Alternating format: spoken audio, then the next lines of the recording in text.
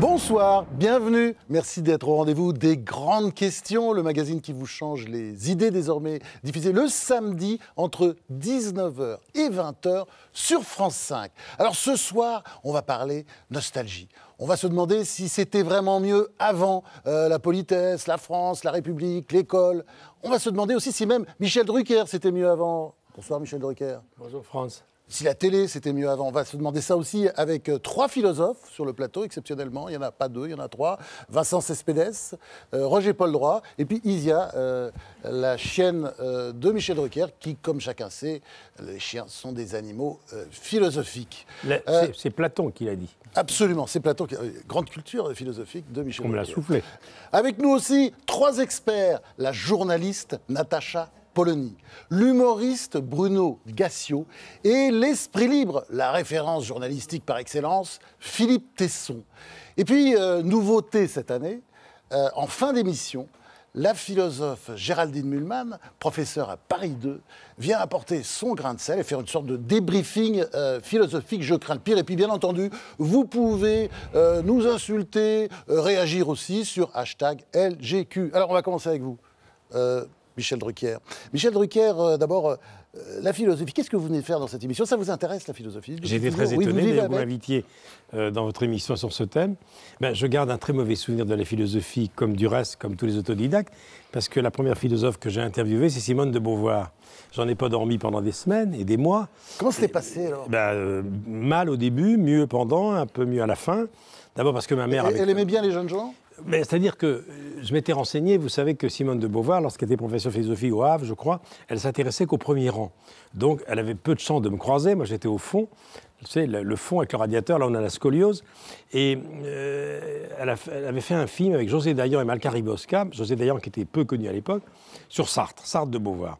Et on lui a dit, il faut faire de la promo. Et je faisais une émission déjà le dimanche après-midi qui s'appelait Rendez-vous du dimanche. On lui a proposé, elle a dit, mais ce jeune homme, c'est pas déshonorant ce qu'il fait, parce qu'elle détestait la télé giscardienne de l'époque. Donc je l'ai rencontrée, elle m'a regardé, qu'est-ce que vous avez comme bagage? Première question qu'il ne fallait pas me poser, je dis, vous savez, la philo c'est loin pour moi. Surtout que ma mère, avant, qui était une lectrice assidue du Monde et de Jean Daniel et du Nouvel Obs, m'avait dit, mais qu'est-ce que tu vas dire, toi qui es un culte? Qu'est-ce que tu vas dire à cette dame? Je lui ai dit, écoutez, madame, laissez-moi 15 jours pour potasser. Donc j'ai tout lu, j'ai fait l'émission. Elle m'a dit, ne me faites pas cautionner des produits giscardiens. Je l'avais trouvée assez condescendante. Son chignon me foutait la trouille. Ah oui. Et puis, ça s'est plutôt bien passé. Elle est venue au maquillage. Elle n'a pas voulu croiser les chanteurs. Elle m'a dit, ne me faites pas présenter des chanteurs. J'ai dit, écoutez, madame... Saint-Germain-des-Prés, j'ai travaillé... Pas très sympa, Simone, quand même. Non, mais elle n'a pas dit comme ça, mais moi je le prenais très mal, parce que je prenais tout ce qui était venant des intellectuels et des universitaires très mal à l'époque. J'étais assez braqué là-dessus, et je le suis encore un peu de temps en temps. Et je lui ai dit, écoutez, voilà, on va chanter Saint-Germain-des-Prés, Boris Vian, La Rose Rouge, Sartre, votre époque, les caves de Saint-Germain, Gréco, tout ça. Ça s'est plutôt bien passé. Elle a vu l'émission... Elle m'a envoyé un mot très gentil, elle m'a dit, vous savez, grâce à vous, mon boucher me salue. Et ça s'est plutôt bien passé, mais j'ai pas dormi pendant des mois. J'avais 27-28 ans. Et c'est vrai que de Beauvoir, c'était impressionnant, d'autant que quelques mois après, j'ai rencontré Sartre, haranguant les ouvriers de chez Renault à Boulogne pendant mai 68. J'avais fait la totale. J'ai commencé très fort. Peut-être lui, non? Il faisait un peu froid dans le dos, non? Oui. Vous êtes vraiment toujours un peu dans la nostalgie. Vous avez beaucoup d'histoires à raconter, d'ailleurs, dans votre dernier livre. Nostalgie, non, mais parce que la mémoire, oui. Les mémoires de Michel Drucker, c'est en train de devenir kilométrique. Il y a des gros bouquins qui sortent. C'est incroyable. De la lumière à l'oubli. C'est un devoir de mémoire. Oui, c'est ça. Voilà, vous racontez, vous revenez comme ça régulièrement sur votre passé. Oui, et puis sur les gens que je n'ai pas envie d'oublier, parce que tout s'oublie. En dehors de Simone de Beauvoir, quels sont les philosophes qui vous ont marqué? Onfray. Oui. Michel Onfray, oui, bien sûr. Onfray, que j'ai rencontré. Que nous aimons beaucoup ici. Régis Debray, qui est un copain de mon frère Jean. Ils sont allés à Cuba ensemble à 17 ans, à l'époque où Castro venait d'arriver. Donc j'ai surtout entendu parler des philosophes par mon frère Jean, qui avait fait l'ENA et qui avait beaucoup de copains qui étaient plus dans les réseaux universitaires que moi. Et puis aujourd'hui, voilà, je suis content de vous rencontrer parce que je vous connais, je vous lis. Mais c'est vrai que ça a été très loin de mes préoccupations. Mais je suis content de venir dans votre émission aussi pour ça. Eh ben, nous sommes contents de vous recevoir. Alors avant de poursuivre notre débat avec nos philosophes, Alexandre Gamelin va traiter cette grande question en chanson. On regarde.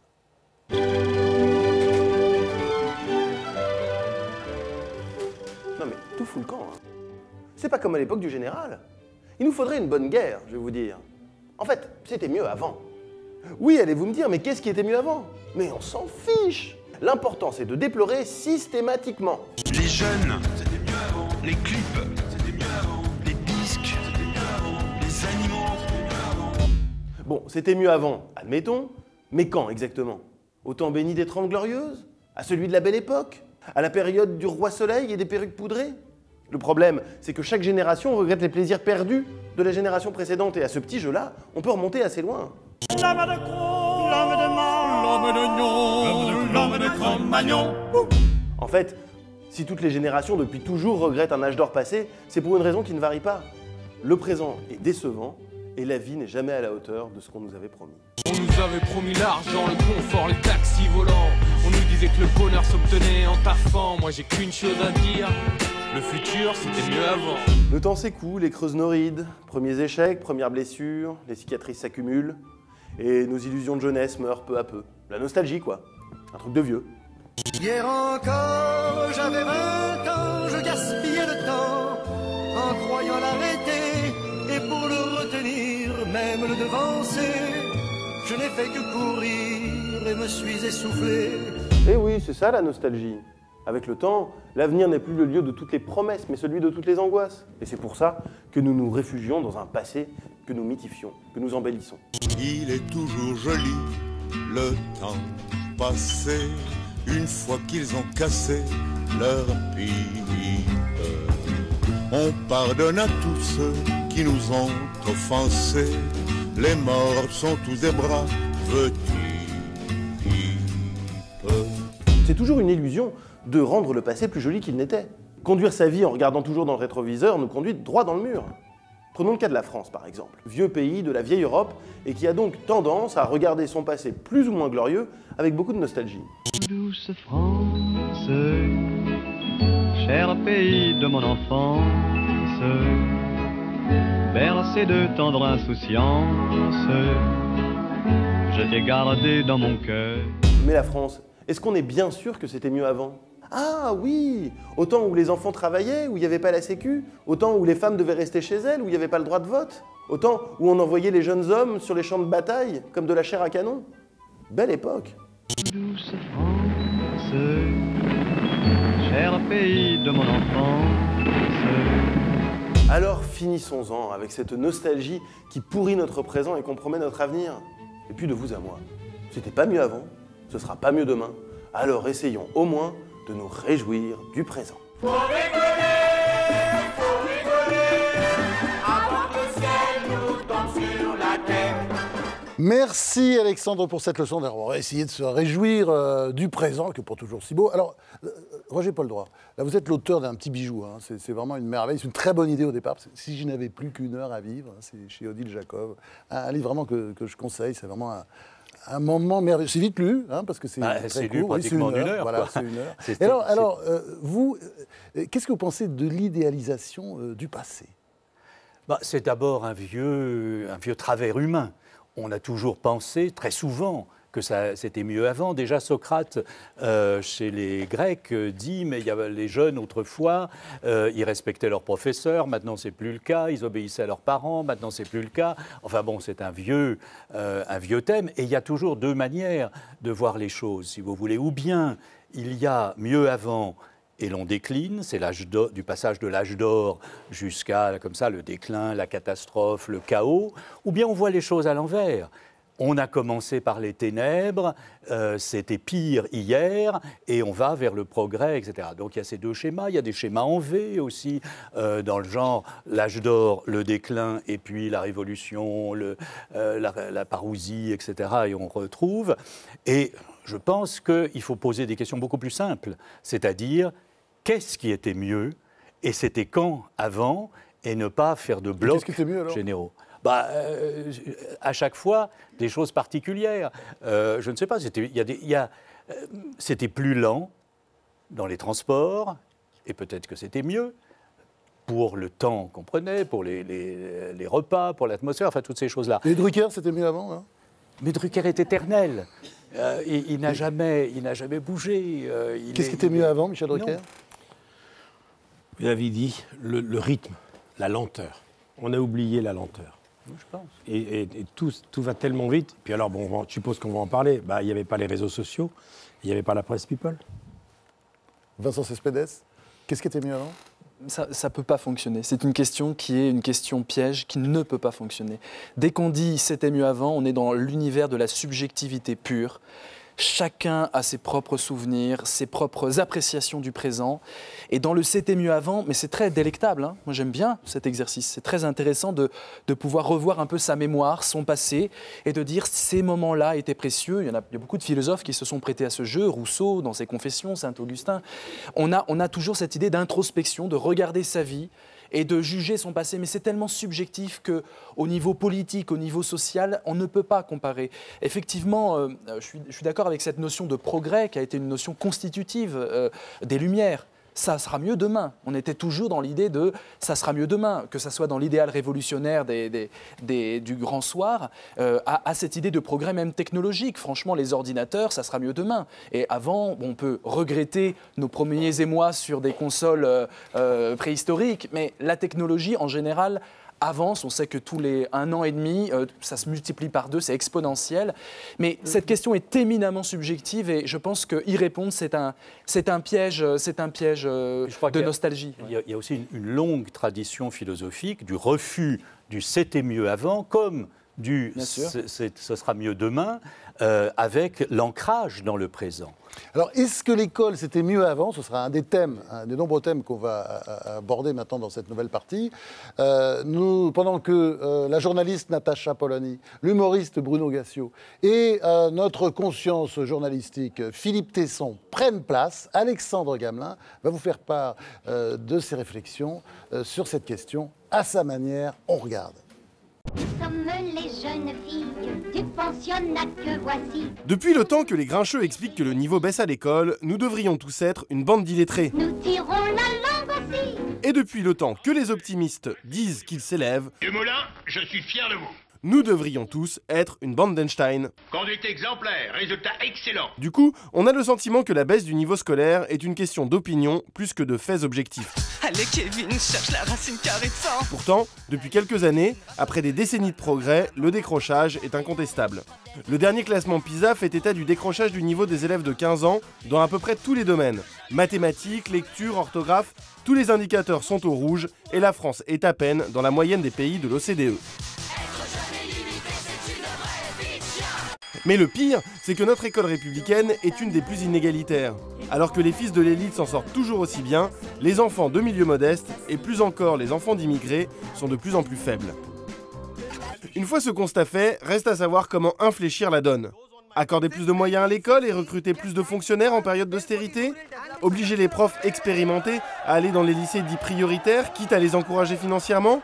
Ou revenir au bon vieux temps de la blouse, de la trique et des écoles non mixtes? L'odeur de la craie, des encriers en porcelaine, du poêle à charbon. Il ne suffit pas de partager les constats pour s'accorder sur les solutions. Avec l'école de mon enfance, recrée le charme d'une salle de classe d'autrefois. Alors, on va continuer à s'interroger sur est-ce que c'était mieux avant? Par exemple, est-ce que l'école, c'était mieux avant? Sénèque disait jadis, il y a très très très longtemps, le niveau baisse. Natacha Polony dit aujourd'hui le niveau baisse. Alors, qu'est-ce qui a changé entre-temps? Natacha Polony a publié un livre il y a quelque temps, Le pire est de plus en plus sûr, justement un livre sur l'école, un essai, une étude, c'est aux éditions Mille et une nuits, et vous pensez, vous, que le niveau baisse était un peu, comment dire, une plaisanterie, mais vous pensez que l'école ne remplit plus sa fonction aujourd'hui, c'est ça votre thèse? Je pense qu'il y a beaucoup de gens aujourd'hui qui constatent que l'école telle que la pensée Condorcet est en train de disparaître, c'est-à-dire l'école comme instrument d'instruction du peuple pour lui offrir la possibilité de s'émanciper, pour lui offrir un libre arbitre. Ça, c'est en train de disparaître. Mais il s'est démocratisé en même temps l'école pendant cette période. Vous voyez ce que je veux dire? Massifié. Mais la question du c'était mieux avant, elle est mal posée. Pourquoi? Parce qu'avant, quand? C'est-à-dire que l'école telle que la pensée Condorcet, elle n'a jamais existé. Voilà. L'école de Jules Ferry, l'école de la Troisième République, elle endoctrinait, elle construisait un roman national largement faux. L'école des années 50-60, elle triait socialement puisqu'elle envoyait vers le certificat d'études uniquement les meilleurs élèves, vers le collège, vers le lycée, les enfants de milieux favorisés. Donc personne ne peut souhaiter cela. La seule chose qu'on peut constater, c'est quoi? C'est qu'en 1960, environ entre 14 et 20% d'enfants de milieux défavorisés, d'enfants d'ouvriers, arrivaient dans les plus grandes écoles. Aujourd'hui, on en est à 6%. Bon, voilà. Donc ça, c'est un chiffre, c'est un fait. Ça veut dire que l'école, qui normalement s'est massifiée, c'est-à-dire qui ne trie plus socialement, est devenue en fait le pire élément de reproduction sociale. Donc là, je suis désolée, ce n'est pas une question de nostalgie, il ne s'agit pas, je n'ai aucune envie de reconstruire l'école des années 50 parce qu'elle était inégalitaire dans sa structure, mais celle d'aujourd'hui qui s'est prétendue égalitaire est encore pire. Philippe Tesson, vous qui avez vécu une longue période de vie, quand vous écoutez Natacha Polony, vous pensez la même chose aussi? J'ai plutôt tendance à privilégier, par rapport à la question que vous posez, à privilégier l'esprit. J'aimais mieux l'esprit d'avant.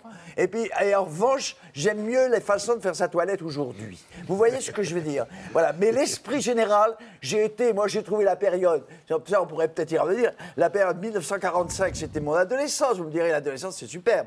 La découverte de tout, l'amour, etc.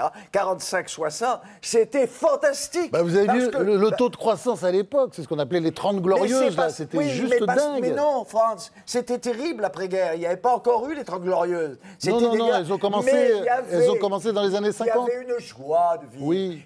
Mais si, il ne faut pas dire oui comme un vieux con.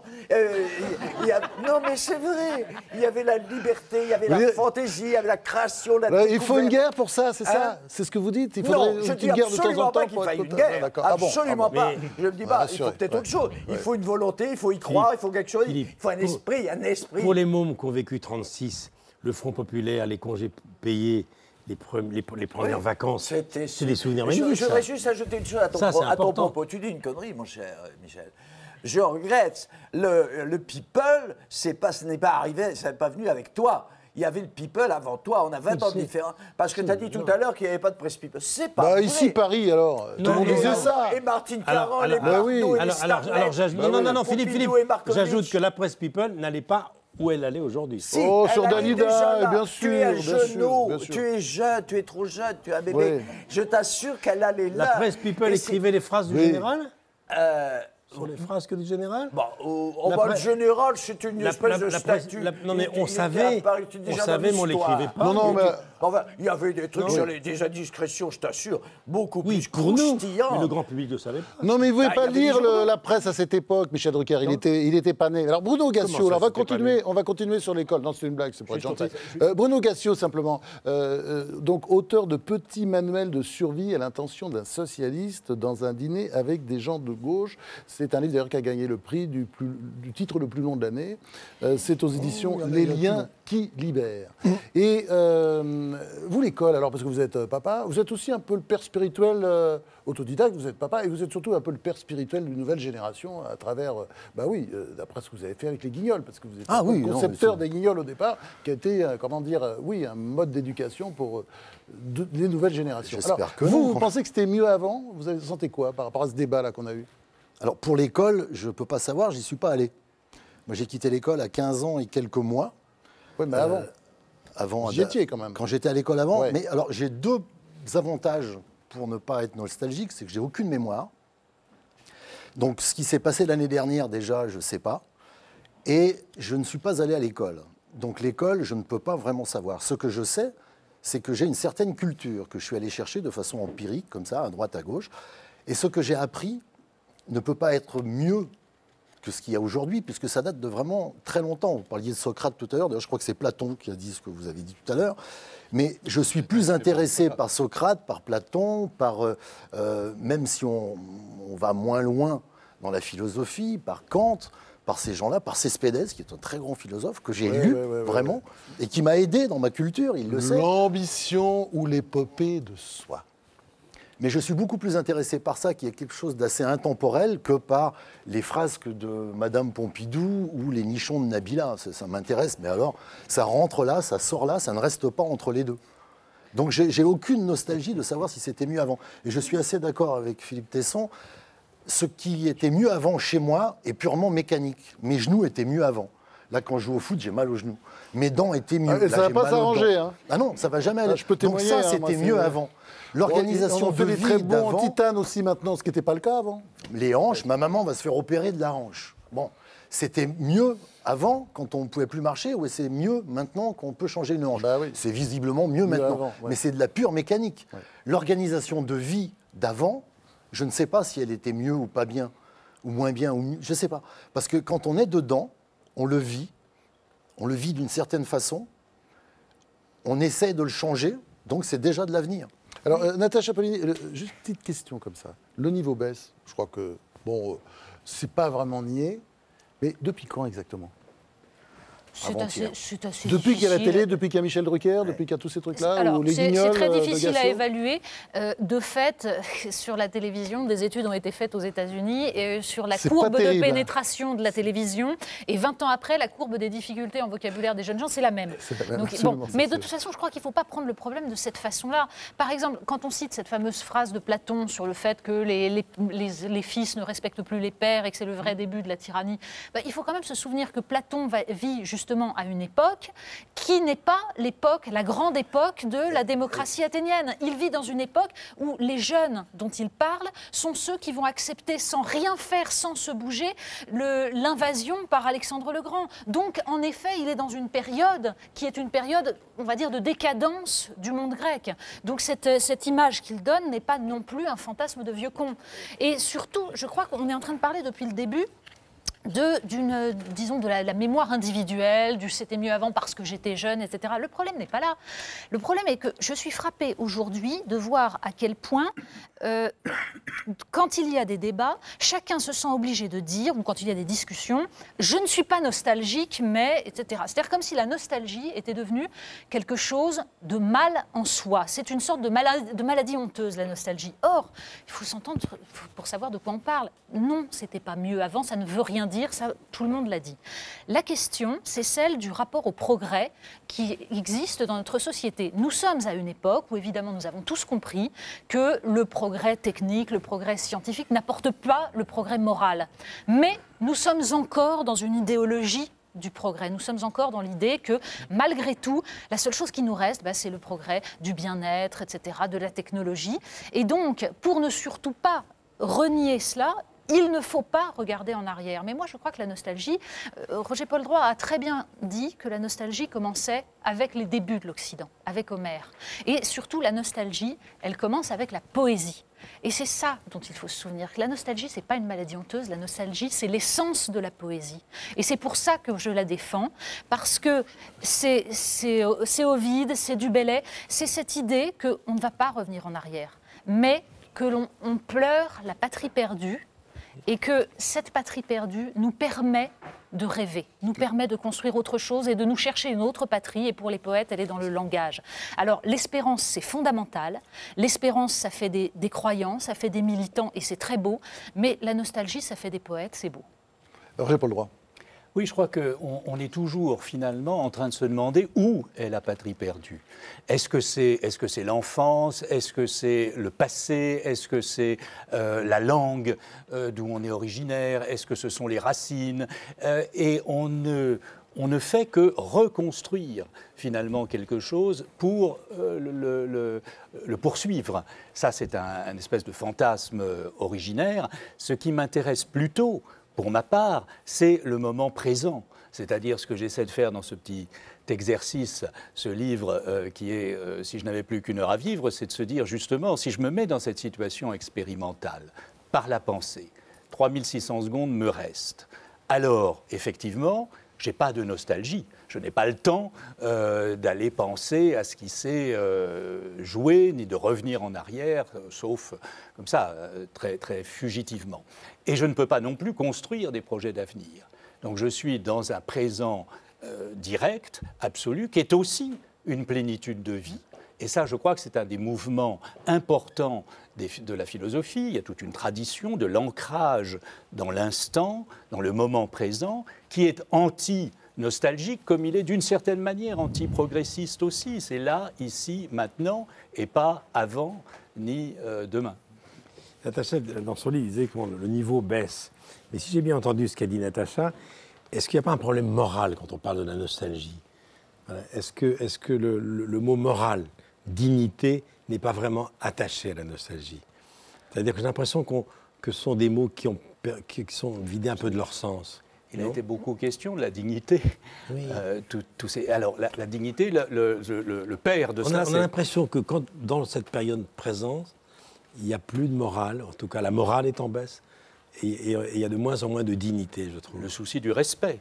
Oui, c'est ça. Le respect de la dignité de la personne humaine. Disons que ce qui est en jeu, il me semble, c'est la question de ce que l'on croit être une humanité digne. Et est-ce que réellement le progrès tel que nous le concevons aujourd'hui apporte plus de dignité à l'humanité? Est-ce que cela déploie en nous l'humanité?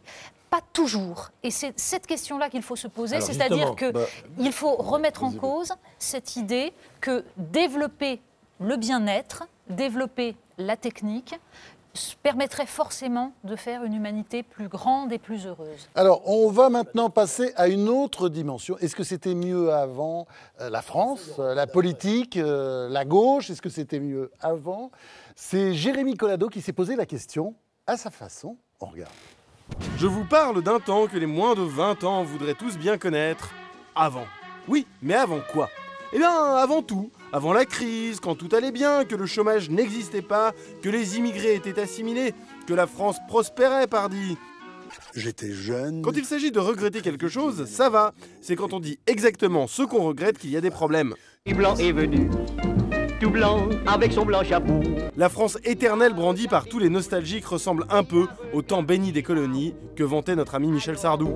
L'ami blanc, il avait bien compris aussitôt qu'avec banane, on est toujours fort, toujours beau. Car oui, la colonisation était un gage de puissance, non? C'est elle qui donnait à notre pays son éclat, sa vigueur commerciale, sa force. Mais quand on dit ça, tout le monde se cache.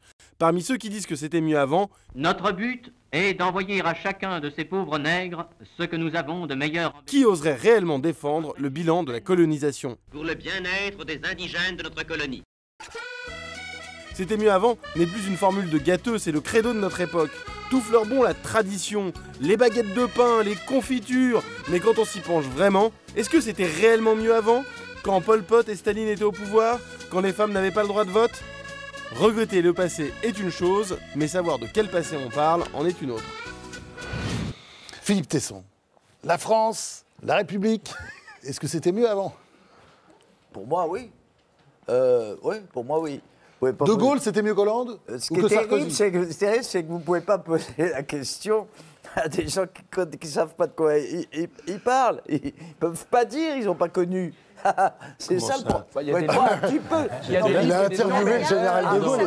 Tu veux que je te parle de la littérature? Michel Drucker, il peut nous parler de la télé en 68. Moi, je suis champion, je répète, j'ai presque 100 ans. C'est formidable. Je suis l'expert, alors là, franchement.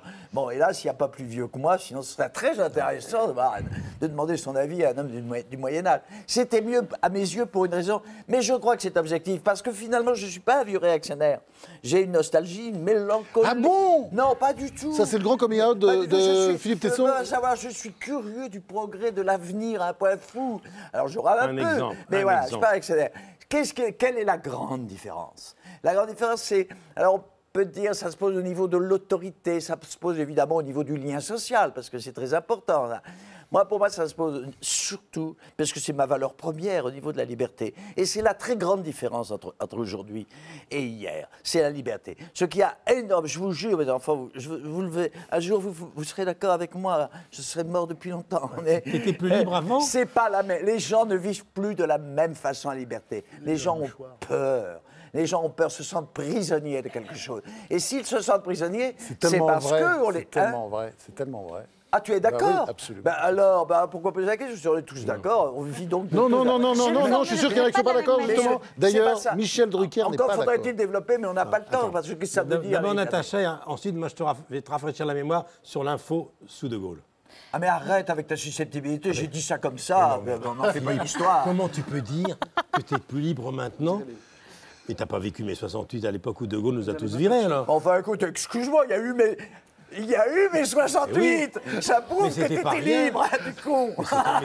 Non mais, Philippe, c'était pas rien. Le rédacteur en chef de la télé de l'époque était le ministre de l'Information, quand même. Mais j'ai été, moi, je faisais combat. C'est pas un détail. Combat, le journal Combat, parce que personne ne sait plus ce que c'était. Le journal Combat. 32 fois en 15 ans, moi, j'étais un jeune rédacteur en chef de Combat. 32 fois à la 17e chambre correctionnelle pour outrage au chef de l'État.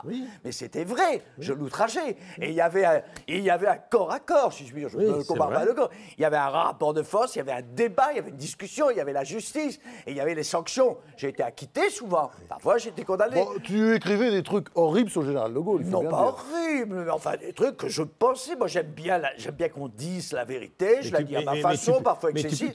Tu peux toujours écrire ça maintenant? Ah, tu trouves? Mais bien sûr que... Ah, tu trouves? Et les réseaux sociaux... Non, excuse-moi, Michel, c'est pas toi qui peux me dire ça, parce que toi, tu te rends... Mais tu le fais avec beaucoup de talent, puis on t'adore, tu sais. Alors, écoute, ça te suffit, l'adoration universelle. En plus, tu vas pas demander autre chose. Je ne connais pas quelqu'un qui te rend plus que toi sa plume 7 fois dans le crier avant d'écrire quelque chose. Enfin, qui tourne sa langue dans la bouche avant de dire. On parle pas de la même chose. Est-ce que on parle pas de la même chose, c'est pas la censure? Parce que finalement, quand il y a une contrainte, quand il y a une censure, on se sent beaucoup plus libre. C'est pas faux. Bien évidemment, on a à vaincre un poids quand je recevais... Mais vous vous sentez peut-être moins libre aujourd'hui, ou on l'est beaucoup plus. Parce que chacun pouvant dire partout ce qu'il veut... Écoutez, tonton Michel, il a une histoire à nous raconter. Et si on parlait de Dieudonné, alors, parce que tout le monde peut son combat, parlons de Dieudonné. Son combat à lui, je l'ai vécu, et c'est vrai qu'il y allait. Et mon combat à moi, c'était de recevoir Ferrat, qui était censuré par tous les patrons de chaîne à l'époque. C'était de laisser Bedos, le papa de Nicolas, dire ce qu'il voulait dans Champs-Élysées. Non, crois-moi, j'ai tremblé beaucoup plus souvent que tu l'imagines, mais c'est passé. Ferrat ne chantait que chez nous. Bedos ne déconnait que chez nous. Demande à Bedos. Ben oui, enfin, il faisait. Oui, mais c'était pas simple. Alors, moi, rien n'est simple. Mais oui, non, mais on n'était pas nombreux. Question de cours. Est-ce que la nostalgie est un mal français? C'est vrai que la France, sans doute à cause de son glorieux passé d'ailleurs, de ses colonies, de son passé impérial, est beaucoup plus nostalgique que bien des pays européens. Elle a raison d'ailleurs par rapport à l'Allemagne, c'est plus facile d'être nostalgique quand on est français. Est-ce que c'est un mal français? Non, c'est pas un mal français. Ce qui est assez français, c'est une puissance narrative, ce qu'on appelle du storytelling aujourd'hui, la capacité à se mettre en récit. Nous sommes des littérateurs, des romanciers, nous adorons la France. Les grands succès de Libéry, c'est des livres qui parlent de la France, qui se remémorent. Simone Signoret, la nostalgie n'est plus ce qu'elle était. Voilà, n'a plus ce qu'elle était. Et donc, en France, on a vraiment... D'ailleurs, ça nous a permis beaucoup de choses assez sombres. Hein. La colonisation, c'était aussi un roman national. Et nous sommes dans cette narration nationale qui, effectivement, est attaquée aujourd'hui. Attaquée parce que c'est la mondialisation, attaquée parce que d'autres nous jugent, le monde nous juge de plus en plus, attaqué parce que notre empire symbolique, culturel diminue. Et puis économiquement, par rapport à la Corée du Sud, par exemple, on n'est pas tout à fait dans la même situation qu'avant. Par rapport à l'Afrique aussi. C'est là où c'est intéressant. Par rapport à la Côte d'Ivoire, au Ghana, etc. On les voit grandir et nous, ça va pas très bien. Quoi. Et c'est là où c'est intéressant, c'est que, en fait, depuis Max Weber, on déplore le désenchantement du monde. C'est-à-dire le recul des idéologies. En fait, vous parlez, moi, c'est pas de censure, vous parlez, c'est des idéologies. Vous aviez des idéologies fortes qui vous tenaient, qui vous structuraient politiquement, et du coup, le clash pouvait avoir lieu. Aujourd'hui, il y a moins de religions, moins d'idéologies, où elles sont en remaniement, et du coup, les clashs, à part des clashs caricaturaux repris dans les médias et bien instrumentalisés, les clashs n'ont pas lieu. Moi, j'interviens en entreprise, en philosophie, et les entrepreneurs qui sont conscients qu'on a une responsabilité sociale forte, les entrepreneurs n'ont qu'une seule chose en tête, c'est comment on peut réenchanter le travail. Alors, il y en a qui font ça par cynisme, réenchantons les salariés pour mieux les manipuler, et il y en a qui sont vraiment authentiques dans leur démarche. Il faut que ça soit, le travailler ensemble soit une plateforme de réenchantement. Et je crois que la nostalgie empêche cette puissance de réenchanter le monde. Et le travail pour moi de la philosophie, c'est de réfléchir à un réenchantement du monde qui ne soit pas un monde de bisounours découpé de la réalité, mais un réenchantement du monde parce qu'on donne aux citoyens plus d'emprise, plus de capacité à maîtriser leur destin. Et maîtriser son destin, c'est ça pour moi, ça va être mieux demain, qui est la question pour moi qui m'importe. Natacha. Pour réenchanter, comme vous dites, il faut être capable d'abord de regarder de façon lucide le réel et non pas d'obliger les gens à dire que nous vivons forcément dans le meilleur des mondes possibles. Mais votre dernière phrase est essentielle. Pourquoi? Parce que je crois que la problématique n'est pas forcément celle de la liberté. C'est pas ça que nous regrettons. C'est pas ça qui se joue dans la nostalgie. C'est celle de la souveraineté, ce qui n'est pas tout à fait la même chose. Ben, en tout cas, la façon dont j'analyse ce qui se passe, c'est que je pense qu'il y a une carence de souveraineté, c'est-à-dire à la fois à l'échelle individuelle, à l'échelle de la nation, cette idée qu'on ne peut plus choisir son destin, qu'on ne peut plus peser librement. Or, c'était le fondement de la République, c'était le fondement de tout l'idéal sur lequel s'est construite la France depuis 2 siècles. Et c'est ça qui crée une souffrance. Sauf que nier cette souffrance en disant c'est mal de ressentir cette souffrance est absolument calamiteux. Assumons le fait qu'il y a actuellement, nous sommes dans une phase où la nation n'est plus tout à fait souveraine. On peut le trouver formidable comme on peut le déplorer, mais au moins disons-le, tant que cette réalité-là ne sera pas dite, nous ne pourrons pas débattre réellement de ce vers quoi il faut aller. Cette idée que tout dépend de l'Europe, cette idie qu'on est pris dans des engrenages, on a l'impression que c'est dit. C'est considéré. Je voudrais juste qu'on s'arrête une minute, qu'on écoute Jean d'Ormesson. Justement, qui a répondu pour nous à cette question. Des anciens combattants, cette émission. Et vous allez voir, il vous envoie quelques vannes à certains d'entre vous. En tout cas, vous allez vous reconnaître. C'est mon idole. Hein. Écoutez. Rien, jamais n'était mieux avant. Il ne faut jamais employer la formule « c'était mieux avant ». C'est la formule des gâteux. Ce n'était pas mieux avant. Le monde toujours été très dur, très difficile. Le XXe siècle a été un siècle abominable. La guerre, la Shoah, le sida, le cancer, le goulag, enfin, c'est catastrophique. Mais ça a toujours été catastrophique. Je ne vous dis pas qu'aujourd'hui c'est gai. Mais dans ma jeunesse, c'était pire. Dans ma jeunesse ou dans mon enfance, nous avions le choix entre Hitler et Staline. Ah, le choix entre Hitler et Staline. Ouais, question, après avoir lu le faut choisir maintenant, de Bruno Gassio. Non, puis on n'a pas parlé de Dieudonné, c'est une des rares émissions où on ne parle pas de Dieudonné, c'est pas plus mal. Parce qu'il faut le placer dans le camp de Staline ou d'Hitler. Non. C'est le problème avec les nazis, c'est-à-dire que tu leur donnes ça, et ils veulent ça. Oh là, ça c'est bon, là. C'est pas mal, ça. Je pense que je peux partir là-dessus. Ah oui, non, mais ça s'appelle partir beauté. Mais d'abord, j'ai une question à poser, toute bête, quand j'ai lu ce livre très drôle, hein, parce qu'on s'amuse bien. Ah, merci. Oui, très drôle, très amusant. Mais est-ce que la gauche, c'était mieux, est-ce que c'était vraiment mieux avant? Est-ce qu'être de gauche, c'est de raconter des conneries, dire voilà, il faut dépenser à tout va, c'est pas grave, etc. Mais là, vous êtes dans une politique que je comprends, non, mais ça, si vous êtes dans le cliché complet, la gauche dépense, c'est normal que vous soyez là. C'est pas le sujet du livre. Le sujet, c'est de dire que les socialistes ne sont plus de gauche. Ça, c'est juste quelque chose que tout le monde a constaté et dont M. Hollande a fait la démonstration pendant sa conférence de presse mémorable, où il l'a dit carrément, voilà, ça, c'est terminé. C'est pas grave, on s'en moque. Simplement, est-ce que le système qu'il prône est un système qui fonctionne? Ben non. Visiblement, il ne fonctionne pas. Ça fait 30 ans que quelque chose ne fonctionne pas. plein d'économistes, de philosophes, de sociologues sont allés chercher et comprendre pourquoi ça ne va pas. En tout cas, le fait est que ça ne va pas. Et qu'est-ce qu'on vient nous vendre? Exactement ce que nous vendaient les communistes des années 60. Si ça ne fonctionne pas, ce n'est pas à cause du communisme, c'est à cause d'un manque de communisme. Il en faut plus. Et aujourd'hui, on s'aperçoit que le libéralisme, ultralibertarisme, je ne sais même plus comment l'appeler, ne fonctionne pas. Il crée des pauvres partout, il crée de la misère, il crée de l'angoisse, il crée des questionnements auxquels il faudra bien répondre sur la nation. Qui décide? Qui fait quoi? Quel est, moi, citoyen, ma capacité d'exprimer ce que j'aime, ce que je n'aime pas, et contre qui ou avec qui? On dit la France est une nation. La France n'a pas capacité à battre monnaie. La France n'a plus de frontières, elles sont à Schengen. La France n'a plus de culture, elle est grosso merdo anglo-saxonne. Mais là, il est vraiment dans le vieux conisme, hein, notre ami. Ben Mais oui. il a raison.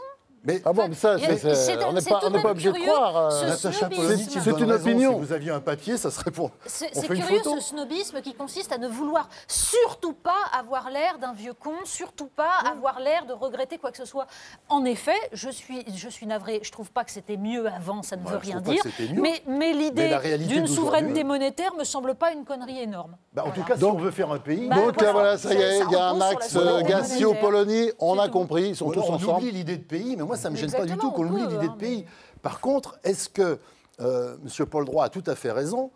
Le capitalisme, bon an, mal an, a sorti 1 milliard d'individus de la pauvreté. C'est vrai. Il a créé des richesses. Le libéralisme crée des fortunes pour une infime minorité de gens. C'est contre ça qu'il faut lutter. Parce qu'il n'y a plus aucune règle aujourd'hui. Qu'il faille des régulations. Mondiales, qu'elles soient difficiles parce qu'il n'y a pas de gouvernement mondial. Bon. Elles sont introuvables mondialement. Mondialement, c'est le plus fort. Alors Bruno, alors la vraie gauche aujourd'hui, elle est où?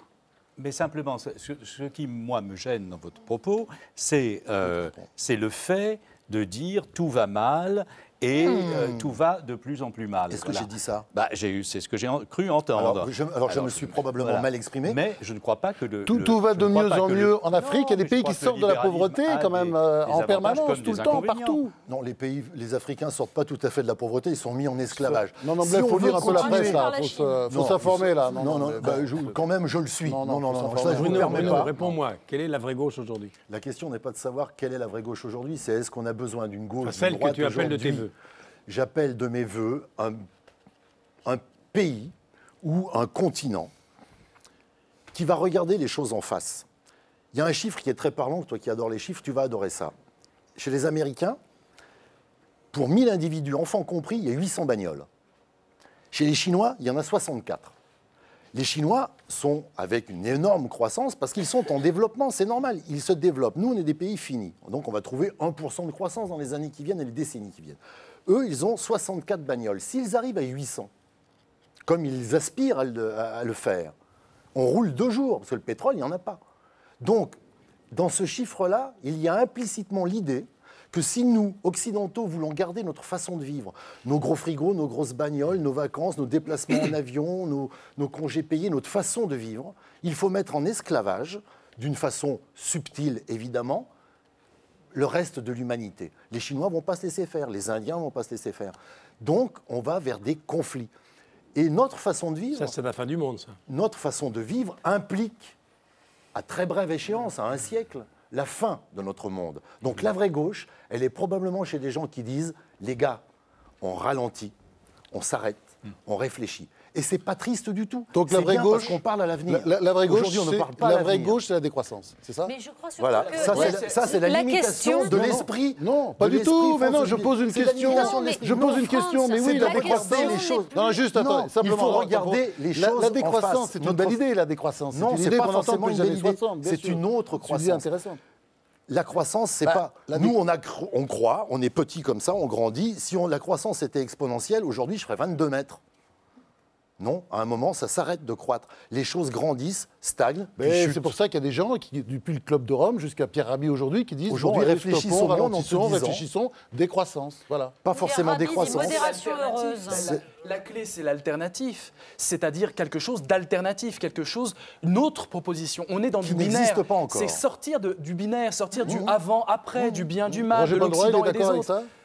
La diversité, il ne peut pas ne pas être d'accord, j'imagine, sur la diversité. Moi, je ne suis pas d'accord avec les idées qu'il faille véritablement faire un autre monde. Voilà, c'est-à-dire que... ça se transforme. Le principe, me semble-t-il, du pragmatisme et de la réalité, c'est que le monde dans lequel on est fonctionne, pas idéalement. Il ne va pas dans le mur. J'ai vu depuis le Club de Rome 36 extrapolations qui nous expliquaient qu'on était dans le mur en 1980, en 1990. Mais non, pas du tout, pas du tout. On est dans des difficultés, mais mes yeux sont bien ouverts. On est dans des difficultés et on est aussi dans des aspects extrêmement positifs et du développement. L'ensemble de la planète. L'ensemble de la planète. L'ensemble de la planète avec les pays. Il y a 3 milliards d'individus qui meurent de faim. Il y en a beaucoup moins. Il y a oui, il y en a beaucoup moins. Aujourd'hui, ce qui se passe en Afrique, je suis désolé de le répéter, il n'y a plus de famine en Inde. Il y a un taux de croissance de 2 chiffres dans de nombreux pays. Il faut commencer à regarder cette réalité. Lesquels ? Le Ghana, le Mozambique, le Zimbabwe, enfin bien sûr. Vous voyez d'où ils partent. Ils viennent de très bas. Ils en sont à construire des routes et à changer leurs charrettes en voiture. C'est normal quand même qu'ils croissent. Non, mais il faut aller là-bas, il faut aller voir ce qui se passe. Mais oui, c'est-à-dire que ces gens-là, on les a colonisés pendant 400 ans, on les a laissés où ils sont. Et il y a aujourd'hui beaucoup d'Occidentaux qui, comme vous, sont un peu gênés de voir que ça part très bien sans nous. Voilà. Il n'est pas possible. On dit que c'est la Chine. Si vous voulez dire qu'il n'est pas possible. C'est eux-mêmes, mais dans quel monde vous vivez ? Africains. Mais dans quel monde vous vivez ? On a voyagé, il faut voyager. Je ne voyage pas, je suis resté chez moi toute ma vie, évidemment, bien sûr. Les Chinois sont 1,5 milliard. En gros, il y en a 300 millions qui sont sortis de la pauvreté. Ça en laisse encore un gros paquet.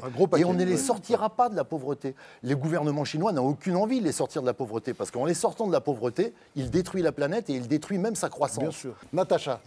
Juste une chose, la question de droite, pas droite, gauche, pas gauche est aussi idiote que la question c'était mieux avant ou c'est mieux maintenant. La question c'est qu'il faut redéfinir les clivages politiques et c'est exactement ce que vous démontrez selon 2 axes, c'est-à-dire pour ou contre la mondialisation telle qu'elle se fait aujourd'hui et pour ou contre la notion de progrès telle qu'elle a été pensée depuis 2 siècles. Et si on croise ces deux-là, alors on arrive à comprendre quelles sont les problématiques et on comprend que la question c'est pas est-ce que la nostalgie c'est mal ou c'est bien, mais justement comment penser autre chose que le réel tel qu'il existe aujourd'hui. Vincent Cespedes. Je m'interroge sur l'optique du catastrophisme. J'ai l'impression qu'on ne peut plus mobiliser les gens, les citoyens, sur la notion « attention, on va tous mourir, attention, la planète va être détruite ». On l'a vu dans l'écologie, dire « il faut changer vos habitudes parce que c'est la fin du temps », ça ne marche pas. Je crois que c'est l'optimisme qu'il faut travailler. Il faut mettre de la joie, tu as raison. La modération heureuse. Moi, je suis d'accord avec ce que vient de dire Vincent Cespedes. C'est-à-dire, je ne connais pas ce que sera la nouvelle donne que vous proposez, mais je suis d'accord avec l'idée qu'on ne peut pas, à moins n'ayant pas 4 ou 5 autres planètes de rechange, porter 9 milliards d'êtres humains au niveau de vie et de consommation où est le milliard développé. Okay. Donc, il faut redistribuer des choses autrement, changer des modes de vie, tenir compte des ressources énergétiques, etc. Tout ça, c'est des évidences. Mais je ne vois pas pourquoi ça doit s'accompagner d'une espèce d'alarmisme catastrophiste, on va dans le mur, rien ne fonctionne, etc. C'est pas vrai. C'est bien évidemment avec la mondialisation comme elle est, avec la globalisation telle qu'elle fonctionne et avec le monde tel qu'il est, qu'on doit faire pour changer. Qui est irréversible. On ne peut pas revenir en arrière, évidemment. Donc il va falloir s'adapter à ça pour le bien du plus grand nombre, pas pour le bonheur de quelques-uns. La parole aux sages. Ma sagesse, rejoignant celle de Roger Paul Droit, je suis assez d'accord avec lui. Le discours de Bruno est très séduisant. Il est dangereux en même temps parce qu'il est catastrophiste. Il me fait penser au discours que tenaient les... On ne peut pas dire encore les philosophes, mais les clercs et les gens d'église à la fin du Moyen-Âge. C'était épouvantable, ce discours millénariste. Ce discours-là a été totalement affirmé par ce qui s'est passé dans ce qui a suivi, c'est-à-dire la Renaissance, qui a montré la capacité d'adaptation de l'espèce humaine aux nouvelles donnes. On ne disait pas encore géopolitique, mais c'est de ça qu'il s'agissait, et économique. C'est ça. C'est pourquoi tu as raison dans... Il n'y avait pas 800 bagnoles pour 1 mais il y 000 aura autre habitants aux chose. États-Unis à l'époque qui niquaient la couche d'ozone. C'est juste ça. Autre chose se passera que tu n'as peut-être pas l'envergure intellectuelle d'imaginer. Fais confiance à ce qui se passera après et qui interdira aux gens de dire c'était mieux avant. Voilà. Alors je vous propose maintenant un grand moment de douceur et d'intelligence et de sérénité avec Géraldine Mühlmann que nous allons accueillir et qui va faire le débriefing philosophique de cette émission. Géraldine, c'est à vous. Bonsoir et bravo. Vous avez très peur, je sens. Il n'y a pas de quoi, parce que je vais vous dire, si c'est un peu une émission de philo, alors je vais y aller tout de go. C'était une émission un peu hegelienne, du philosophe Hegel, parce qu'il y avait quelque chose de dialectique. Vous êtes parti d'un conflit franchement binaire, qui est revenu un peu à d'autres moments de l'émission, mais qui a été dépassé, entre une position, la nostalgie, pas seulement subjectivement, mais objectivement, il faut l'être. Michel Drucker, vous l'avez dit, beaucoup de choses étaient mieux avant, vous teniez cette ligne. Franchement, c'était mieux que le présent. Tout esprit critique sur le présent se doit d'être nostalgique, etc. Et face à cela, Vincent Cespedes, mais aussi, dans une certaine mesure, Roger-Paul Droit, attention, la nostalgie est souvent empreinte d'illusions. Attention, souvent, elle est empreinte d'un certain manque d'intérêt pour la créativité du présent, un discours abusivement critique. Et puis tout d'un coup, quelque chose d'autre est arrivé, qui était qu'on ne peut de toute façon pas penser comme ça sur un mode binaire. Natacha Polony, bien sûr, vous l'avez dit, il y a une politisation de la question de la nostalgie, quoi. Ce serait un interdit, si on s'intéresse au présent, on ne peut pas être nostalgique. Enfin, c'est idiot, on ne peut pas penser comme ça.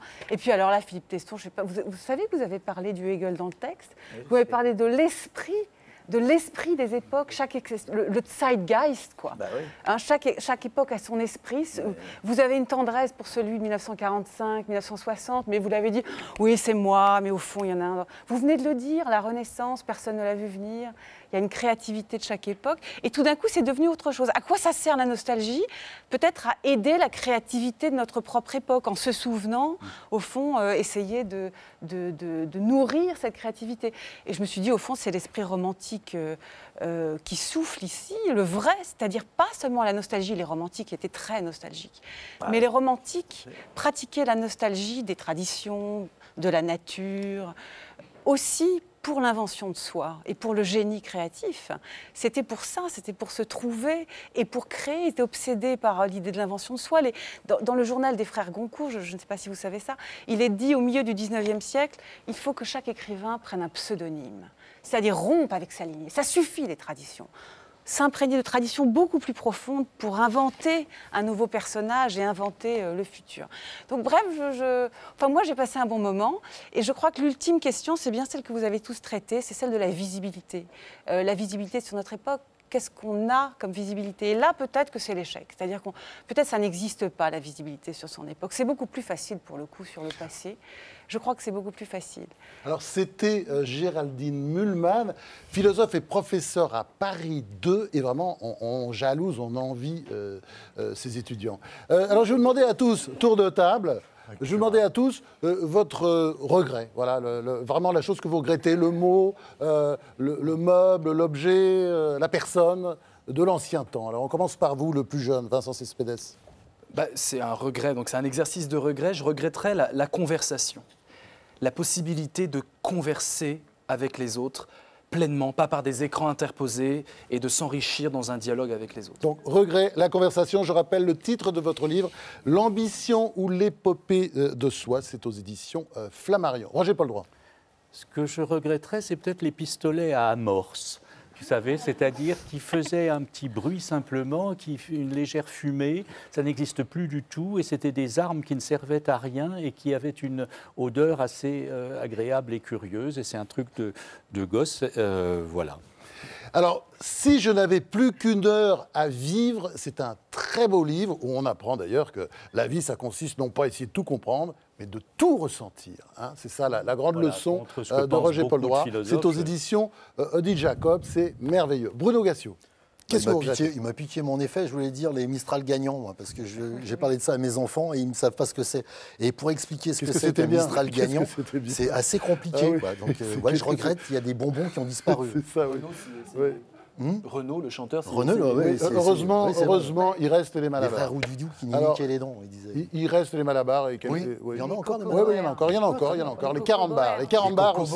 Et les carambars également. Bruno Gassio, petit manuel de survie à l'intention d'un socialiste dans un dîner avec des gens de gauche. C'est un livre politique, mais absolument pas emmerdant. Vraiment très intéressant à lire. C'est obligé de le dire. Philippe Tesson. Ce que je regrette, C'est dents. D'être venu l'esprit de légèreté au service de la liberté. T'as compris? Ouais. La question, c'est t'as entendu? Natacha Polony. Moi, ce que je regrette, c'est la poésie, c'est-à-dire justement le droit d'être nostalgique. Parce que même Renaud, c'est de la nostalgie. Bah, il y a plein de poésie encore. Le droit d'être nostalgique à un moment donné, oui. de penser le monde en se disant « mais mon Dieu, comme c'était beau !» et de mettre des mots là-dessus. Alors, le pire est de plus en plus sûr par Natacha Polony. C'était une excellente enquête sur l'école de demain, parue au Mille et une nuits. Je ne comprends pas, vous ne faites plus de livres d'ailleurs, ça nous manque, parce que, bon, bah, j'espère que ça reviendra. Michel Drucker, donc vous êtes, vous, le pape un peu de la nostalgie. Vous en êtes au 3e tome de vos mémoires qui vont faire, d'après certaines informations, peut-être 25 tomes avant d'être publiés. C'est un sujet particulier, ça, c'est le passage là, de la lumière à pleine lumière à l'ombre, à la lumière à l'oubli. Mais enfin, ça fait partie des mémoires, c'est plein de souvenirs, plein d'anecdotes, c'est surtout un devoir de mémoire et un travail de souvenirs sur les autres. Alors, ce qui manque, pourtant, qu'est-ce qui vous manque? Je vais reprendre la formule de François Mitterrand, donner du temps au temps. La durée. Moi, je suis un homme qui est fasciné par la durée. Je l'ai écrit, donner du temps au temps et s'inscrire dans la durée.